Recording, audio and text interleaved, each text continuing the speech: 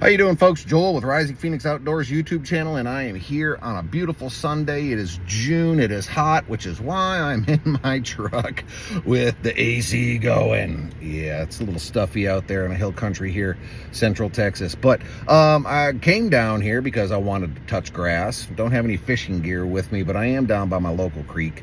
I enjoy coming down here, just watching, the foliage move in the wind, the fish jump. I see axis deer, I see white-tailed deer, raccoons on occasion. I do like coming down here. But the reason I did come down here and I wanted to film episode 2, yes, it's been a couple of weeks, but yes, we have episode 2 here because I'd like to talk to everybody, really, about tools.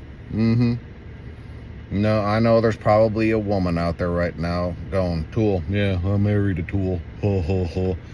Okay, ladies. Not talking about that tool. Man, you know the type of tool I'm talking about. No, not that tool. Okay, let's back up. How about the first tool? Yes, you might have guessed already. It's a knife.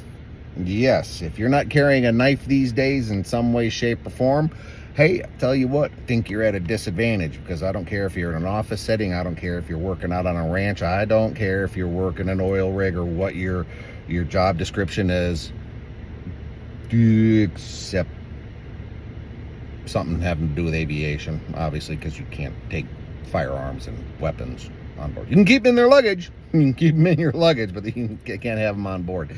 Anyway, I think you are at a disadvantage because it is probably, and this is just my opinion, the world's oldest tool. Millennia ago, eons ago, hundreds of thousands of years ago, whatever time frame you want to put this into, sure enough, we needed to learn how to cut things, be able to chop things, cut things, build things. And one of the things that we invented was the knife, probably from the obsidian rock to start with. But I think any sharp object would have sufficed. And when they learned how to resharpen those, away we went.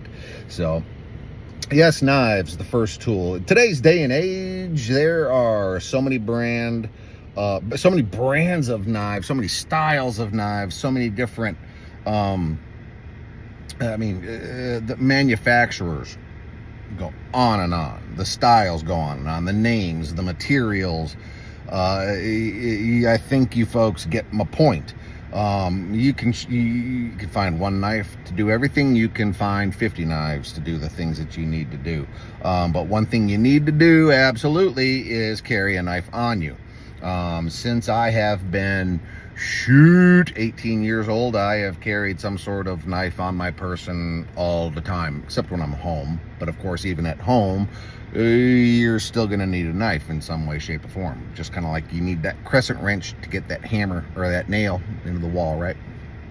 I've been there, done that. So anyway, getting back to it, there are certain knives that I carry on a daily basis, and I have some terminology for them. Everybody hears the term pocket knife.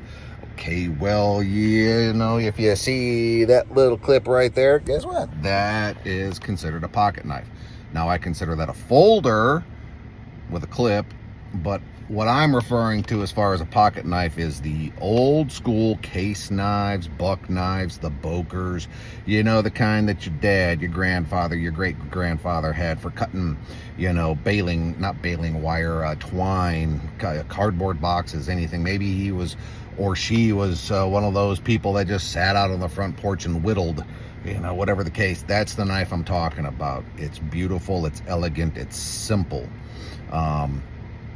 Well, that's the first type of knife. I call those pocket knives. Now, I normally don't carry a type of pocket knife in that style, but at the end of this video, I'm going to do a challenge, and we're going to go from there. I don't know how this is going to work, but I'll explain the challenge later. So, okay, there you go. Now, showed you the clip on the pocket knife that I carry right now, and I don't consider that a pocket knife. I just consider that a folding knife. Okay, well, I know. Okay, that's just me. That's my opinion. I know somebody is going to chime in and go, well, it's not technically a folding knife. It's a lock, this, that, or whatever. Okay, all right, fine. I can call it what I want. You can call it what you want. But as far as this video is concerned, that's the terminology I'm going to use so everybody has an accurate description. Okay. And then there's fixed blade knives. Now, fixed blade knives obviously run all over the place in regards to construction, style, material used, the list goes on and on. It's absolutely ridiculous. Okay. Now, in my first video, I also said that I'm going to be using my money to buy this stuff. So some of the stuff that you're going to see today has been extremely cheap. And I knew it was extremely cheap and probably not going to withstand the rigors of maybe even normal wear and tear or daily use. But that's why I buy this stuff. I want to see how far it'll go, just in case, heaven forbid, I actually have to depend my life on it. Okay. So I am also filming this with one hand. So it's going to be kind of hard for me to show sheaths, knives, this, that, and the other by holding this right here. But I'm going to do my best. And give me a break, folks. I am no cinematographer. I am just doing this off of an iPhone. And whatever comes out of my mouth, it's off the cuff. It's unwritten. It's unscripted. But I do have some notes. So I'm just going to take a couple of seconds and come back, and we'll get into it. You'll see some stuff. You'll hear my opinions, whether you think they're great or not, but you know what I'm getting into. Stand by one, Houston. Okay, we're back. I know that was almost instantaneous. It's like I never left. Okay, now I have written down some stuff here, because if I don't write it down, I am one of those people who has a 15-second brain flush. I will think of something, but I'm in the middle of another thought, and then after 15 seconds, the other thought and possibly both thoughts decide that they just want to flush away from my brain housing group. So now that we're talking about knives, I journal and just ideas that I wanted to discuss. So if we're talking about knives, one of the topics I wanted to discuss is what I like and what I don't like about certain knives.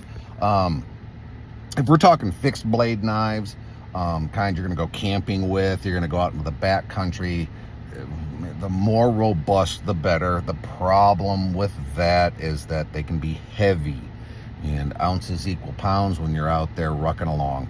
So just as a general rule of thumb, I do like the knives robust, whether it's kitchen pocket, folding knife. I don't carry a pocket knife quite yet, or a fixed blade knife. And I do carry fixed blade knives on a daily basis. But usually the spine, about 5 millimeters, square spine. Why, if you have a square spine, might you add? Because you might need to use that against a ferro rod. You might need to scrape fat wood, something. Let's see what else do I have here. Oh, a plain edge. Yes, a plain edge on the blade. It's got no serrations. Now, serrations do have a place in the blade world. They most certainly do. But if you're talking bushcraft, if you're talking survival, it might make doing some things a little difficult. One of the knives that I do like, and that I'm carrying today for the first time, and I've had it for months, is the Gerber Ultimate Fixed Blade. Yeah, Gerber. Way to go, Gerber. So I'm going to talk about it right now. But let me, pull it out. Let's see here. Oh, man. Don't need any tickets after saying that one from the YouTube police. Anyway, here we go. Boom! That is the Gerber Ultimate Fixed Blade. Yeah. It's not a bad knife. I mean, it's mass produced. So what do you get? I believe you get 420 HC steel, made in China. Sort of like a polymer handle. It does have finger swells or finger grooves, whatever you call it. It is a very comfortable knife to hold. It's a very comfortable grip. It does come with a lanyard hole, and when you buy this thing, it comes with a whistle, and yes, the whistle does work. I like the way this knife looks. I like the way this knife behaves.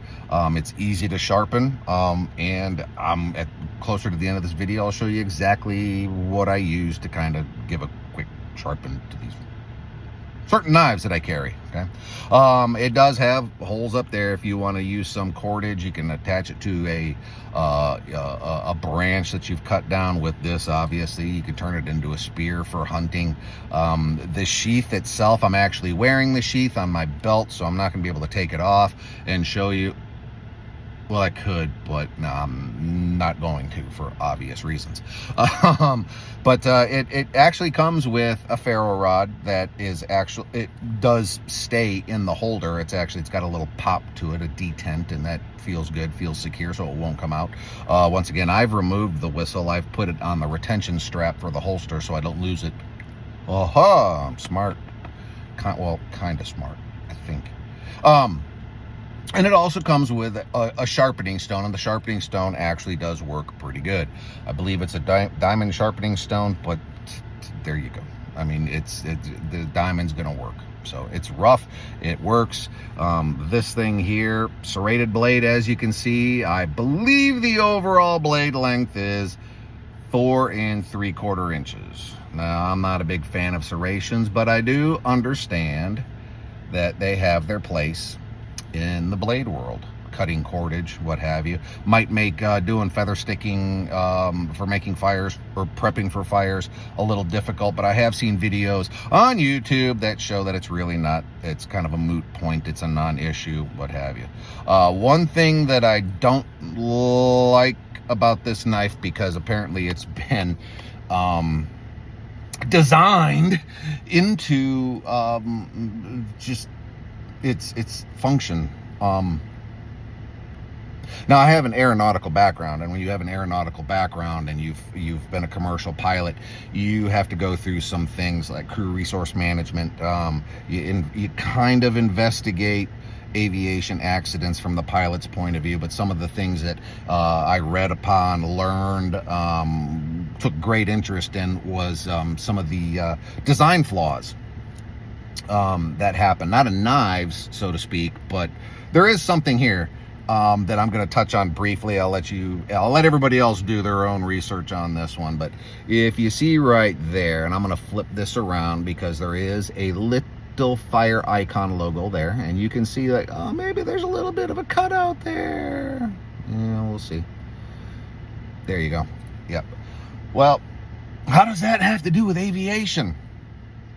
I'm going to tell you. In the dawn of the jet age, if I remember my facts correctly, and they may not be facts, you may think I'm blowing complete smoke, but British Over Airways Corporation, BOAC, I think was the launch customer for the first commercial jet airliner, which the de Havilland Comet. Early versions of that had 4 engines. They were in the wing, integral in the wing. I mean, it looked cool. It looked like this thing was fresh out of sci-fi in the 50s. I mean, it was, to me, it was a sleek looking aircraft given the time, way ahead of its time. One of the problems that they had, though, and they didn't realize this until after 2 accidents, and the accidents were actually pretty close together, was you can't make holes in the fuselage square. Like for windows, for instance.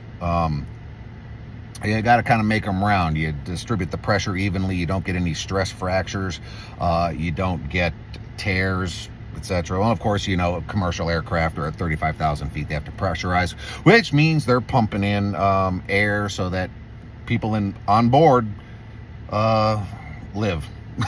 Okay, flying at 500 plus miles an hour at 35,000 feet in a pressurized metal tube. Okay, the point being is that de Havilland and all the investigators after those 2 accidents basically said, oh yeah, I guess we can't do that. We're small micro cracks in the corners of the windows, square windows, had caused these failures. If I remember correctly, that's paraphrasing. I don't know if I got all the facts correctly, but there you go. So when I look at this, I automatically assume that there's probably going to be some issues, and I might not want to baton wood with this too hard, because yes, that is well, as small as they are, that's still kind of like 90 degrees from my point of view. So I would imagine there could probably have stress cracks in there already, or overuse, it'll break. And yes, I have seen a video on YouTube. I can't remember if the guy is Australian or from New Zealand, or I forget, I apologize, but he did do a review on it, and he did, while batoning, I think he said that he snapped it. He showed it. It's there. You can do a YouTube search, but there's that. I'm gonna put that away now and go back to my notes, because there you go. All right. I wrote down here survival versus bushcraft versus camp versus hunting. They're all the same. They're all the same. And we can argue back and forth about, what's the better this knife, what's the better that knife, what's the better design for this, etc. It is my belief that if you have a knife on you for any survival, and that's kind of a weird thing I'll touch on future episodes, but bushcraft versus camping and versus hunting, those three kind of fall in the same category, and so does survival, so to speak. Back in the day, I remember being 10, 11 years old, and growing up in Tucson, we had what was called the Tanque Verde swap meet. Well, Tanque Verde was a road. There was a big swap meet that vendors could go out there, and they sold all sorts of things. It's kind of like a big garage sale from 150 different families, so to speak. But there were some people out there who trying to make a buck, even way back then in the 80s. And I remember buying, I think I spent my hard-earned allowance money on a Rambo style survival knife. The kind that had the handle was hollow. It had the fishing line, the hooks, the scalpel, the matches, the compass on it, and the real cheap leather sheath. Yeah, if I'm not mistaken, I had that. And of course, growing up in Arizona, nobody blinked an eye when you wore a knife anywhere. It was, it definitely the Wild West, and at some points in time in my life there. But anyway, I wore it, and I think my mom still has it. I don't know anything. I don't know the manufacturer. I can guarantee it was probably some cheap Chinese knockoff of something.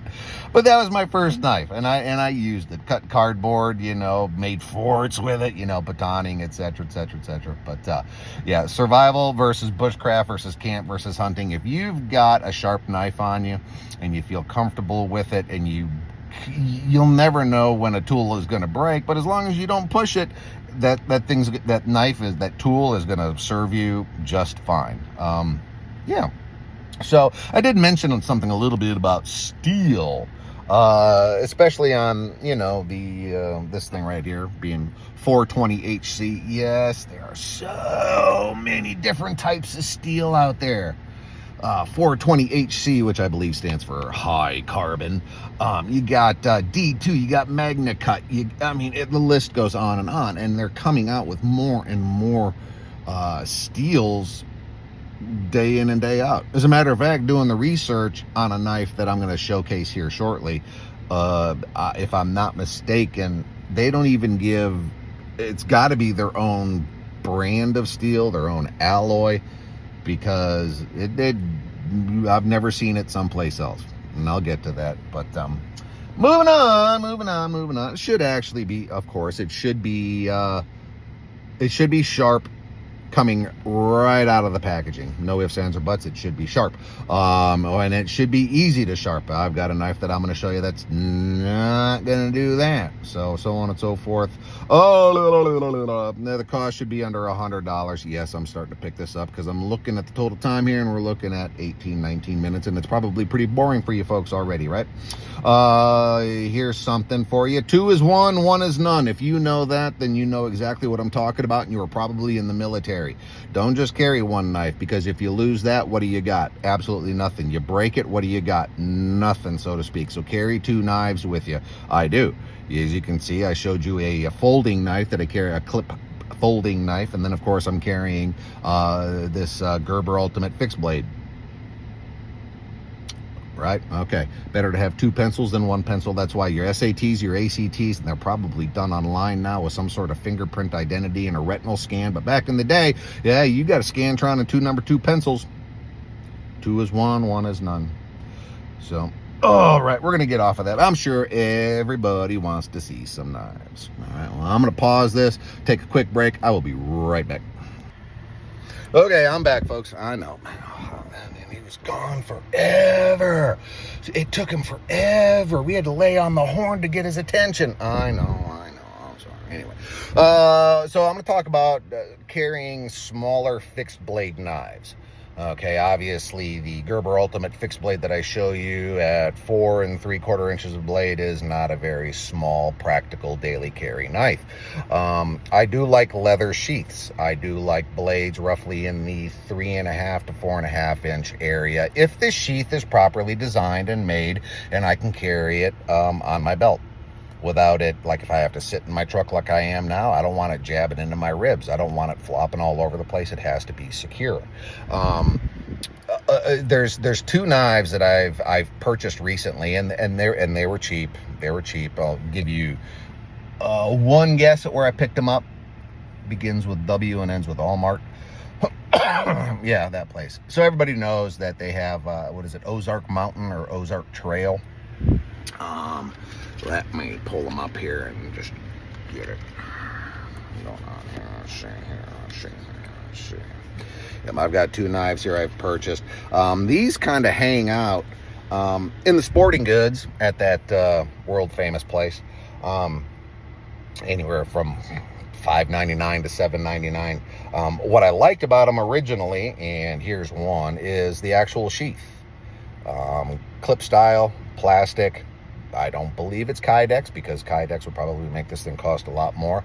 But I bought that one right there, and I've got this one right here, purchased at different times, but essentially the same style of sheath and roughly the same blade length. They're small, but I like them because they attach right to the belt. They stay put. They ride high enough for me where the bottom of the sheath isn't showing. And of course, they're small enough knives. They shouldn't show unless you tuck in your shirt or you're,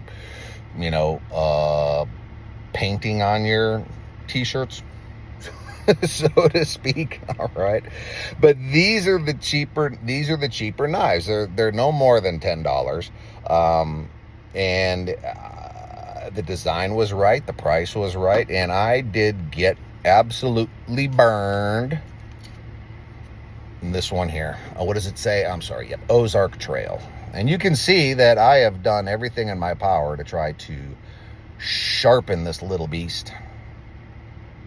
Yep. But that waist right there, that thing won't get sharpened. I've tried everything, and I've got 3 or 4 different whetstones, sharpening tools, implements, etc. But I do like carrying this size of blade. Obviously it's a smaller blade. I can't give you anything in reference to its size because I don't want to look up the specs. But it felt good in the hand. It's just a damn shame that the blade will not sharpen to where it needs to be sharp. I don't want to use a dull knife because a dull knife is a dangerous knife. I'll let you think about that for a second. As I use one hand to stick the tip of it into the sheath as it's pointed at my seat, I think. All right, moving on to that next one. Now that's just, I like the shape of the blade. I do. I just wish I was going to be able to use it instead of having to spend 4 hours or 5 hours trying to figure out why it won't sharpen. So maybe somebody has experience with it and can let me in. Comment down below. This is the other one. This is a Tonto style. Same thing. It's Ozark Trail. And as you can see, sure enough, I have put this thing through the ringer, and I've tried to sharpen this one as well too. It's not as bad. It's actually pretty sharp on one side, but who knows? I'm not about to go out there and try testing these things, cutting paper or so on and so forth. It is what it is. I'll run my thumb across it. If it feels sharp, then yeehaw, we're good to go, cowboy, and we can move on with life and start working. Yeah, those were disappointing. Unable to be sharpened, not being able to keep an edge, that's a problem with this stuff. And of course, I know that going in buying budget stuff, and it's okay to buy budget stuff. You just got to make sure that they work. And sure enough, here's something I just noticed. Picked up that Tonto style, and I don't know if you can see it, but sure enough, it is cracked. Well, I won't be buying any more of these from that place again. But how about something that I purchased that was really budget buy, sharp. I haven't really had any issues with it, and it's from a brand and that y'all know and love, right? It's got another one of those plastic sheaths with the belt clip that like I said, I like those just because they're simple. The knife goes in, it's secure, it stays on your belt, doesn't move around a whole hell of a lot, and it comes out, and of course they ride high enough for me. Personal opinion, your experiences may vary, but let's get into it. I purchased this, and it was roughly, I believe, $15 at the time at Tractor Supply. Yeah, and this is, I'm going to take it out of its sheath because I can't remember its name off the top of my head, but here we go. Watch out. See if we can get that in. This, even though that's backward, I'm going to say it because I can't read it backwards, is SOG Survivor's Edge. Yep, this is actually kind of a cool little belt knife right there. You could even turn it into a neck knife if you want. Sorry, I keep looking at the sheath. Does come with black paracord. I removed it and put my own brown, my own paracord on there. And the reason I removed the other one is because it came apart. Didn't care, it's paracord. I just wrapped this up and did kind of a shoddy job on it. It's a little loose there, here and there, but great shape blade. The blade itself is not that long. I would say at a max about 2 inches, but it is sharp, and that drop point will definitely do some slicing. So yeah, there's that. I do like this. I do like carrying it, and the price was just right. It is made in China. Once again, I believe it's another 420 HC product, or just 420. It is what it is. SOG does make some great stuff. One problem I do have with SOG knives that come out of their clamshell packs, what have you, or the China stuff, is sometimes it's hit or miss if they're sharp coming out of the box. One side may be sharp, another may not be sharp. You actually got to spend a little bit of time getting them to where they need to be. I don't believe that to be true with their higher end knives. I would love to get my hands on one of their, I think it's the Bowie 2.0 leather stack handle. I think that's a beautiful looking knife. Even their Tech Bowies, the 2.0s, they look fantastic, and I guarantee you, coming out of the box, they're going to be ridiculously sharp. Okay, so moving on, and these are the two knives I want to talk about specifically because these are two knives that I have carried, and they're smaller knives, but I tell you what, they're probably, you may be shocked. I don't know. I don't know. I like these knives. I like carrying these knives, and there's probably one of them that's going to shock you real quick because everybody knows about them. Nobody ever carries them because they're considered cheap. We'll be right back, folks. What's up? Okay, I'm back. Yeah, that was okay. I'm sorry. That was a little ridiculous of me to do that. Two knives that I have purchased. A little odd shape, but they work for me. Now, mind you, I've had a lot of jobs over the years. I have just recently stepped into a new position with a company close to where my place is, and I get to do it. I get to do a lot. It's a lot of retail. It's a lot of veterinary stuff. It's a lot of botany stuff. It's a lot of animal nutrition. It's driving a forklift, but it most certainly involves cutting cardboard, cutting saran wrap, cutting anything, and just making sure that the job gets done. Okay, so one of those knives, and this is a hard one for me because they're relatively cheap. Once again, everybody's heard of them. Nobody's carrying them. Well, I don't know if anybody else is carrying them, but it's an odd shape. I'm just going to get into it, okay? The two knives are, drum roll please.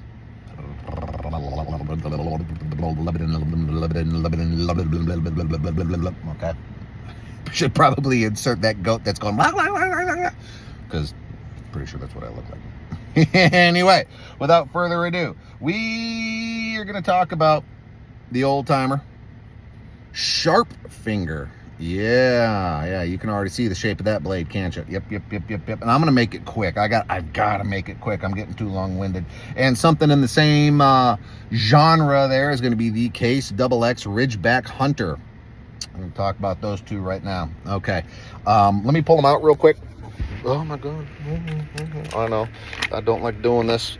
I don't like doing this. Well, you guys don't know. I don't like filming stuff and just kind of putting it down there. All right. Everybody wants to know. I don't know what everybody wants to know. Yeah, I know it sounded like I was talking to myself, but I was really talking to you guys. Okay, here we go. Here is that old timer. Oh, and what are they? See, this is what I'm talking about, the 15-second brain dump. I can't remember. Sharpfinger. Ha, ha, ha, ha. There we go. We remember it. Yes, this is actually a very, very, very, very cool knife, about $25. The model number is 1520T. And let me get to my notes here. Yes, I told you if I didn't write it down, I would forget it. So I got my knife specs written down here. So I'm going to read directly from that.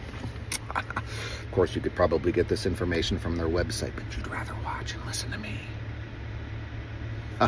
Okay, the old Timer Sharpfinger 152OT is a 3.3-inch blade.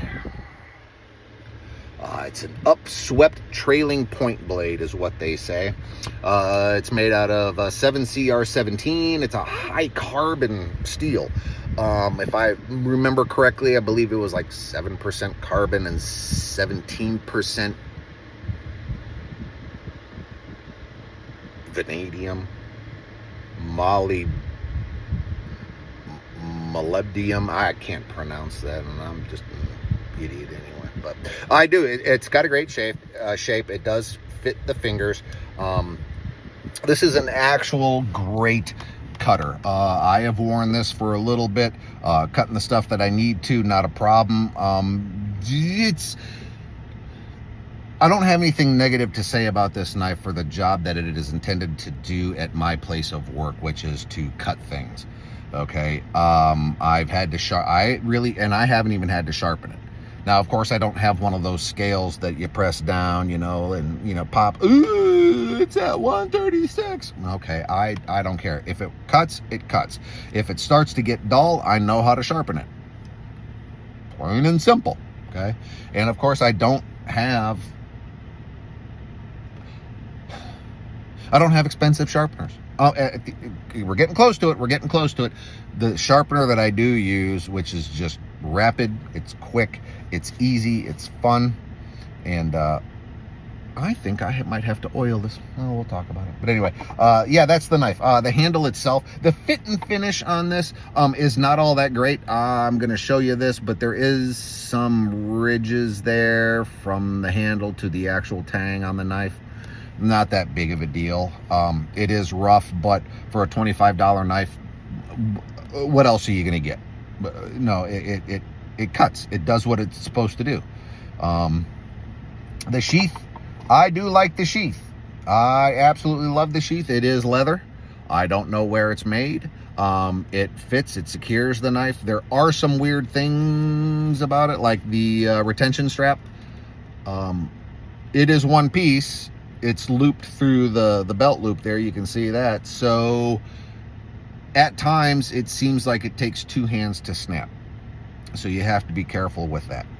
Another thing is that belt loop is just way too wide. It really makes the sheath itself, when the knife is in the sheath, it is secure. When the sheath is on your belt, it's kind of all over the place. It gets annoying. I'm willing to put up with that as long as the knife works. Plain and simple. I want the knife to work. So there's a lot of things that I can overlook with a sheath. Okay, and once again, I like this sheath, even though I do have just a couple little nitpicky things. Not that big of a deal. I mean, if I wanted to secure it up a little bit, I could probably take a couple rubber bands and clasp it there. I don't know. We'll see. And I might even do some sewing and stitch it. I don't know. But I'm going to put that back for the time being. And then we're going to get on to the second knife, which I did say what it was, didn't I? Oh, yeah. Let's do it. All right. Talking about the Case Ridgeback Hunter. Oh, look at that. Kind of the same style knife, isn't it? Yep.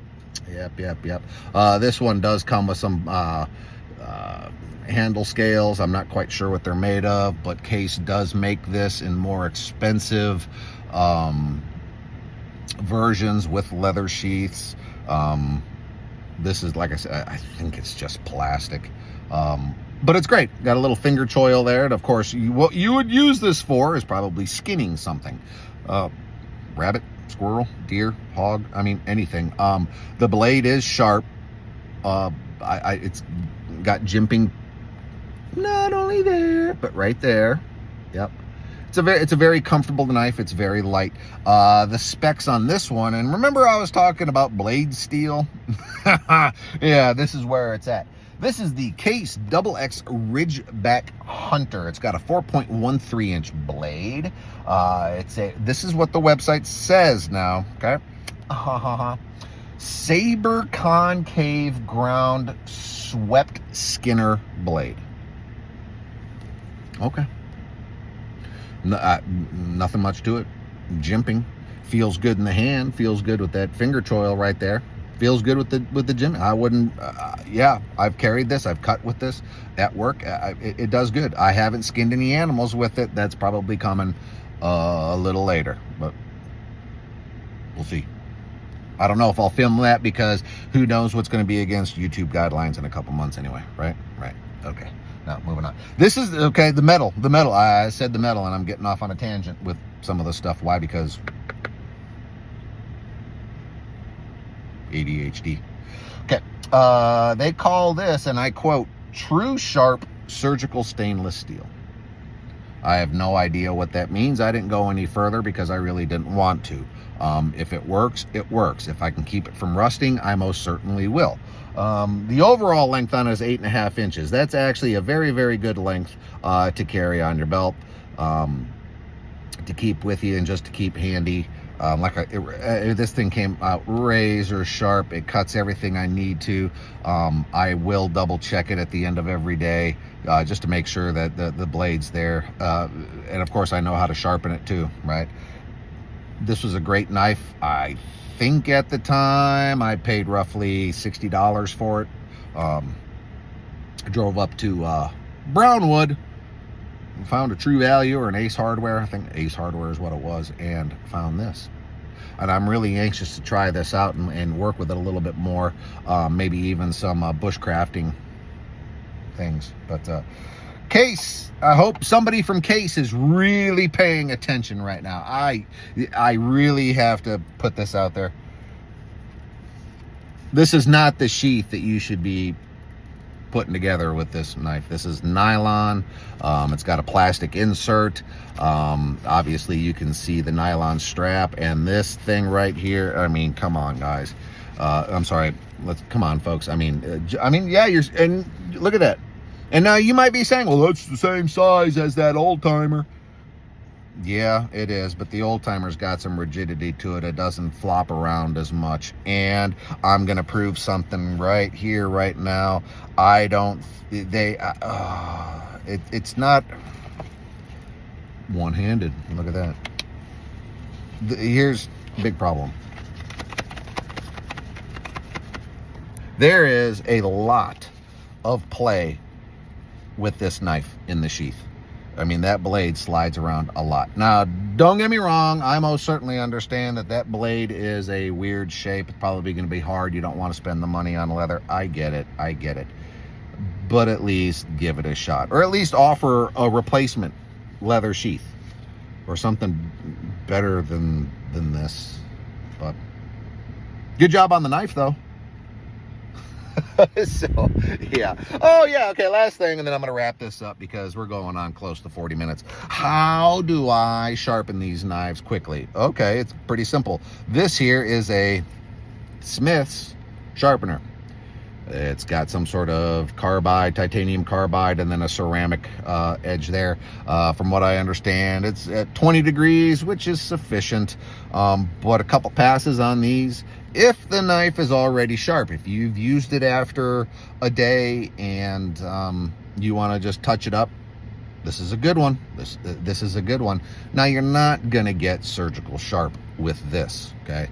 But you're gonna have an edge. I've had this for several months now. Actually, I've had this since last year sometime. I can't remember when I bought it. I was in Nashville when I bought it.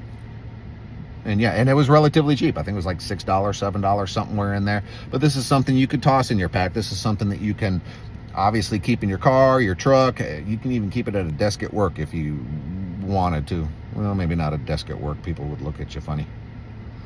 But there you go. Yeah. So there are, I mean, and there you have it. I'm going to wrap this up, folks.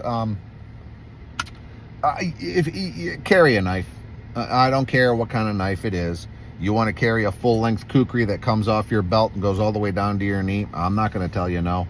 I'm not going to judge you on the brand that you like. I'm not going to judge you on the style of knife that you choose. I'm not going to do any of that. If you just go out and buy one, carry one, get used to having it. And one of the reasons, even if it's just something as simple as cutting tape off boxes or breaking down boxes or opening packages, guess what? You're going to be better off and you're going to be safer by carrying an actual pocket knife to do those things with than you are by grabbing scissors and trying to one blade it. And I know somebody out there is going to chime in, well, what about, those safety blades? You put the razor blade in there and you click it out. Yeah, those are safe, but they're using razor blades and they dull very, very quick. I know, and yes, and once again, I know there are some places out there, there are some companies, there are some corporations where you cannot have any weapons on site. Guns, obviously, I mean, that's a no-brainer, but knives, I don't know. Having a good, solid folding knife or even a pocket knife on you can save your bacon a lot of times, even though it's not going to be used for dangerous purposes or nefarious purposes. So there's that. Once again, what you're comfortable with.